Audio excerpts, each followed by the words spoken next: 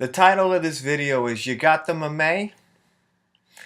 It's a video with my friend Terry Svolto and me talking about health. I hit him with a very personal question right from the get-go on his transition to a better diet. Otherwise, Terry and I take a stroll to a nearby garden. Enjoy. This month marks the 6th year that I've been 100% raw, and I know that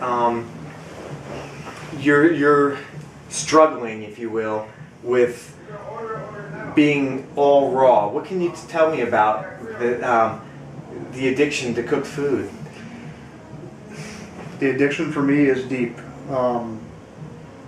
What impresses me the most, I don't know if impress is the right word, but what convicts me the most is that after knowing about this for almost 10 years, I'm still struggling to get 100% raw. Yeah. I've gotten 70, 80%, but my biggest trouble comes at night.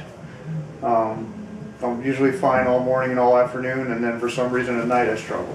What is it about being all raw that's so interesting to you? Not having to wash dishes and clean up a big mess in the evening. No, really. It's so interesting to me because I just want to attain a paradise level of health that I never dreamed was possible, that I've read and seen possible in the testimonies and experiences of so many of my peers, friends, and people I've read, mentors, people that have come before me.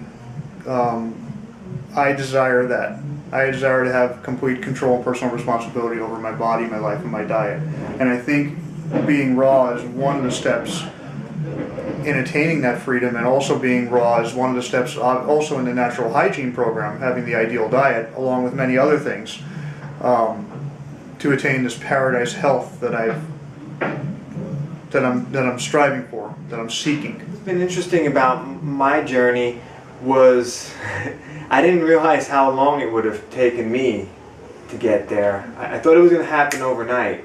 Me too. And the struggle to be a raw fooder is interesting because the cooked foods do have an addictive quality to them, but ultimately you can never blame anything else. You know, we just take responsibility, and that's what I've learned, is to take responsibility for my own health and to just truly become a better person so that I could do what I wanted to do, experience what it was to be a raw fooder.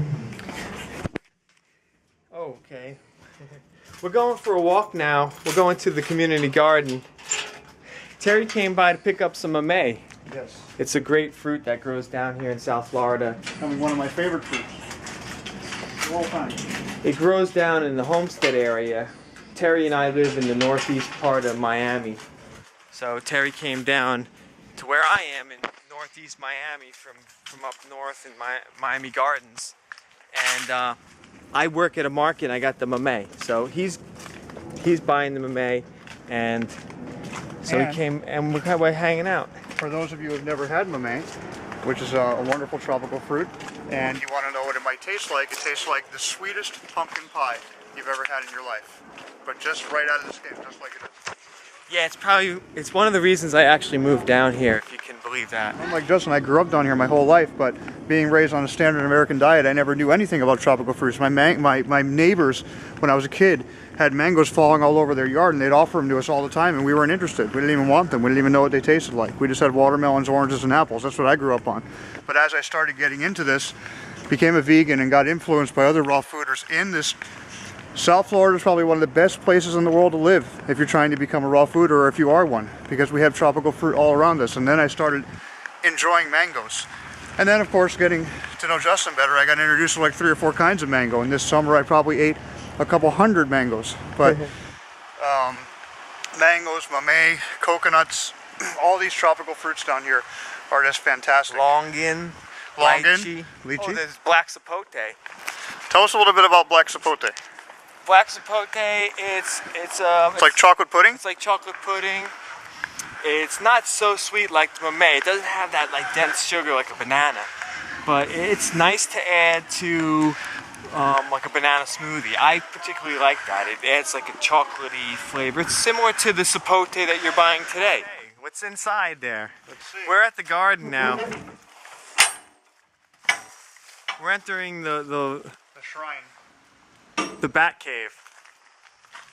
So, oh my God! Woo! It's hot and stinky in here. All right, these are coffee grinds. You think that's gonna make my garden better? I think all the leftovers from your fruit and vegetables this week are going to make your garden better. But in here, I don't know. We'll see what we have. Here's a compost pile. There you go. Yeah, but someone just put cooked foods in there, man. What? There might not be what you want in there. No, you know. That's not what I heard a compost pile is supposed to have in it. So that's all, folks. There you have it. It was a video with Terry and I enjoying a Sunday afternoon here in Miami and talking about raw foodism. All the best to you. Have a great evening or day wherever you are.